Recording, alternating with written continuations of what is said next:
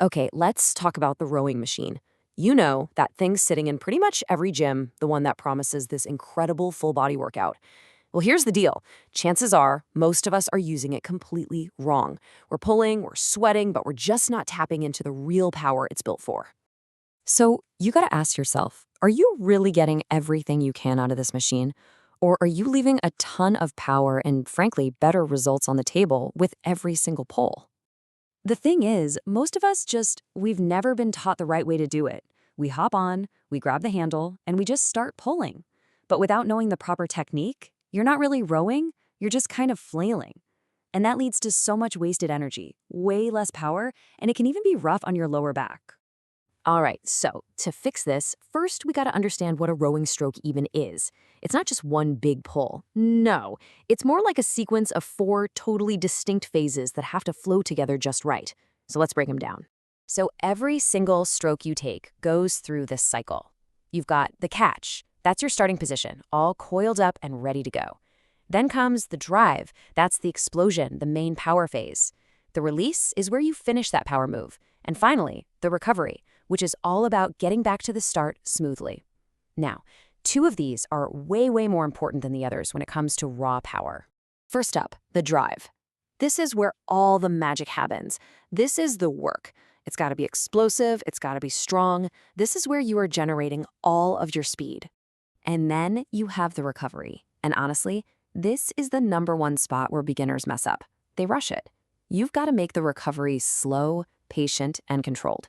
A really good rule of thumb is a 1-to-2 or even a 1-to-3 ratio. So 1 second for that explosive drive, and then 2 or 3 seconds for a nice, calm recovery. This saves your energy and sets you up for another massive pull. Okay, so how do we make that drive phase as powerful as possible? Well, it all comes down to a very, very specific order of operations. And this isn't just a friendly tip. This is the biomechanical secret that separates a weak pull from a truly powerful one. It all starts with your legs, period. Not your arms, not your back. The very first move, the thing that kicks off all the power, is a massive, explosive push with your legs. Seriously, just think of it as a leg press. And only after your legs have started to push and straighten, then you start to swing your torso back, opening up your hips. This is the crucial link that sends all that power from your giant leg muscles up through your core. And last, I mean dead last, the very final piece of the puzzle is the arms. The arms just pull the handle into your chest. They're just the finishing touch, connecting all that incredible power your legs and hips just created. Hey, don't just take my word for it.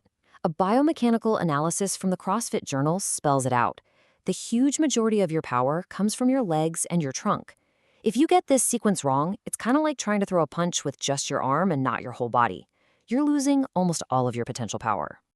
Now, here's where it gets really cool. We can actually see the difference this makes in the data. A study looked at two different rowers, a total beginner and an experienced expert.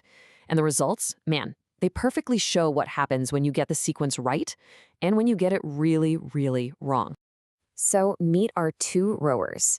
In one corner, you've got the novice, rower 1, with that classic improper sequencing.